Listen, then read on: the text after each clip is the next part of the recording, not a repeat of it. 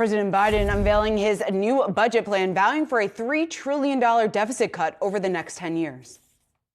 My budget reflects what we can do to lift the burden on hardworking Americans. And there's more than one way to do that. And that's would bring us down to everyday cost. How much do things cost?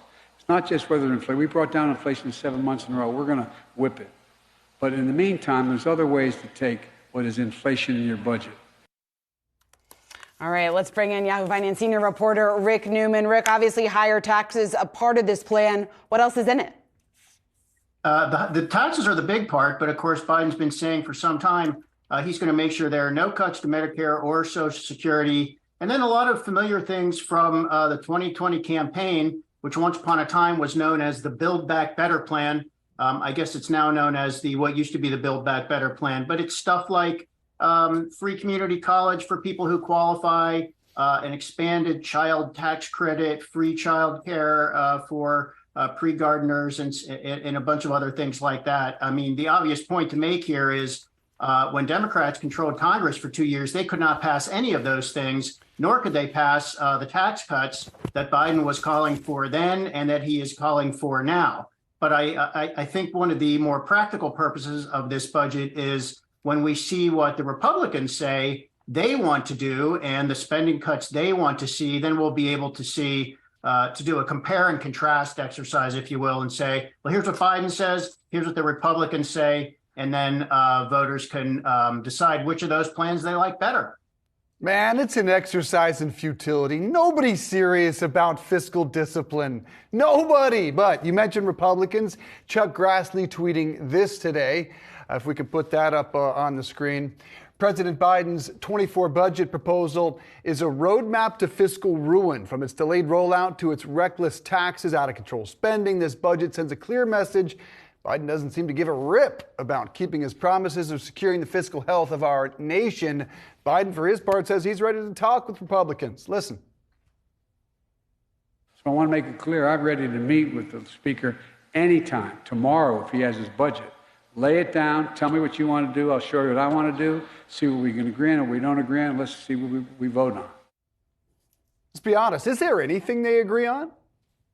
Well, you heard Biden's caveat there, if he has his budget. And no, there's nothing they agree on right now. But they're going to have to agree on something because they are going to have, I mean, this is all about getting to the point where they raise the federal borrowing limit, the debt ceiling, and they're going to have to agree to do that one way or another. And what that's probably going to mean are small concessions by Democrats to some kind of budget cutting so that Republicans can at least say, look, we got some cuts in spending, or we got a roadmap to cuts in spending, or something that sort of passes the political sniff test. I don't know that many voters actually care about this, but Republicans do care about it among themselves.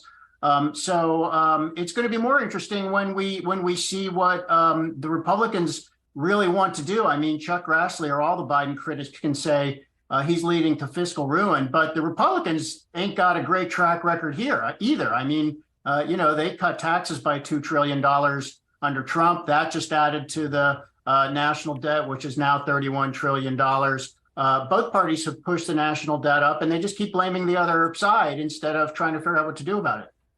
Well, Rick, when it comes to President Biden's approval rating, that at least is headed in the right direction. So good news there for his party, hitting the highest level since June, rising to 42%. This is a new Reuters Ipsos poll here. Is this anything for the Democrats to get that excited about? Because it's still just around 42%.